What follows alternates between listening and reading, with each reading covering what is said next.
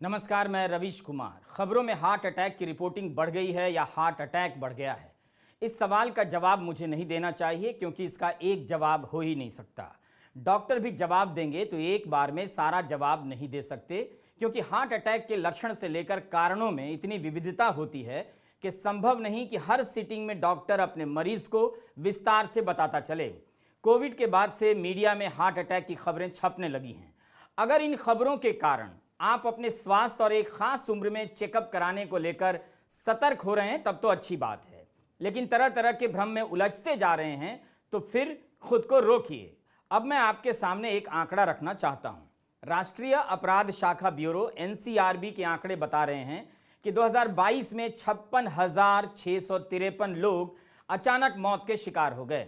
इनमें से 57% heart attack और ब्रेन हेमरेज से मरे। 32,000 से अधिक मौतें केवल हार्ट अटैक से हुई। क्या यह संख्या बहुत ज्यादा है? अगर ये कम भी हो तो भी आपको समय पर डॉक्टर से संपर्क करना चाहिए और 40 की उम्र के बाद चेकअप कराते रहना चाहिए। इस साल गुजरात में डांडिया के दौरान गरबा करते करते कई लोगों के हार्ट अटैक से मरने की खबर आ गई। मरने वालों में एक 17 साल का नौजवान भी था। किशोर उम्र के और प्रौढ़ लोग भी हार्ट अटैक से मरे। तब केंद्रीय स्वास्थ्य मंत्री ने जांच कराने की बात कही। मीडिया में इस साल गरबे के दौरान 22 लोगों की मौत होने की खबरें छपी हैं। इस साल जनवरी की यह रिपोर्ट है, कई जगहों पर छपी हैं। कानपुर में एक दिन में 25 लोगों की मौत हार्ट अटैक से और ब्रेन स्ट्रोक से हो गई। तब इसके पीछे ठंड को कारण बताया गया। कुछ दिनों के बाद रिपोर्ट छपती है कि एक सप्ताह में कानपुर में 98 लोगों की मौत हार्ट अटैक से हुई। 44 लोग अस्पताल में मरे और बाकी अस्पताल पहुंचने या इलाज से पहले ही मर गए। मुंबई के अखबारों में भी हार्ट अटैक को लेकर रिपोर्टिंग काफी बढ़ी है। टाइम्स ऑफ इंडिया की मालती अय्यर की एक रिपोर्ट है कि मुंबई में 2022 में हर दिन 26 लोग हार्ट अटैक से मरे हैं। यह जानकारी एक आरटीआई कार्यकर्ता ने निकाली थी। मालती अय्यर की ही एक और रिपोर्ट टाइम्स ऑफ इंडिया में छपी है और मई महीने में फोर्टिस अस्पताल के डॉक्टर ने कहा है कि 2011 से 22 के बीच हार्ट अटैक के कारण भर्ती होने वाले मरीजों की संख्या 5 गुना हो गई है।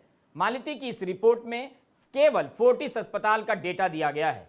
2009 में इमरजेंसी रूम में लाए जाने वाले मरीजों में 6% मरीज हार्ट अटैक के शिकार हुए। 2022 में यह बढ़कर 18% हो गया। अक्टूबर महीने में बीएमसी ने कहा कि मुंबई में जितने लोग मरते हैं उसमें 25% मौतें हार्ट अटैक से हुई हैं। हर घंटे 3 लोग हार्ट अटैक से मरते हैं। दिल की बीमारियों के अनेक प्रकार होते हैं। दिल के दौरे भी कई तरह के होते हैं, मगर मीडिया रिपोर्ट में लगता है सभी के लिए हार्ट अटैक का ही इस्तेमाल किया जाता है। मई महीने में ही हिंदुस्तान अखबार में जयेश जेतावत की रिपोर्ट है। पटना से खबर छपती है कि अप्रैल और मई के महीने में यहां 40% मौतें हार्ट अटैक से हुई हैं। इस अखबार के संवाददाता ने 3 शवदाह गृहों से आंकड़ा लिया। 2150 लोगों के अंतिम संस्कार के समय जो कारण दर्ज कराए गए हैं उनसे पता चलता है कि 40% से अधिक लोग हार्ट अटैक से मरे हैं। इनमें सबसे अधिक युवा हैं। यह संख्या साधारण नहीं है, ना ही नजरअंदाज करने लायक। पटना के बांसघाट के शवदाह गृह में 1 अप्रैल से 29 मई के बीच 354 शवों का अंतिम संस्कार किया गया। इसमें 141 की मौत हार्ट अटैक से हुई थी।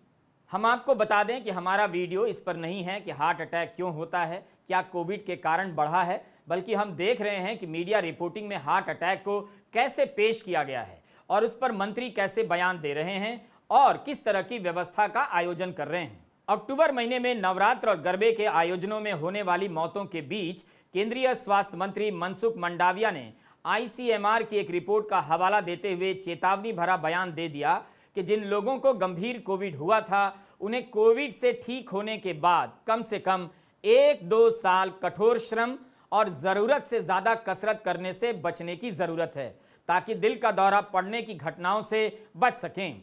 इन बयानों से आशंका फैल गई कि क्या कोविड के बाद हार्ट अटैक की घटना बढ़ी है। 2 दिसंबर को समाचार एजेंसी पीटीआई की एक रिपोर्ट छपी है।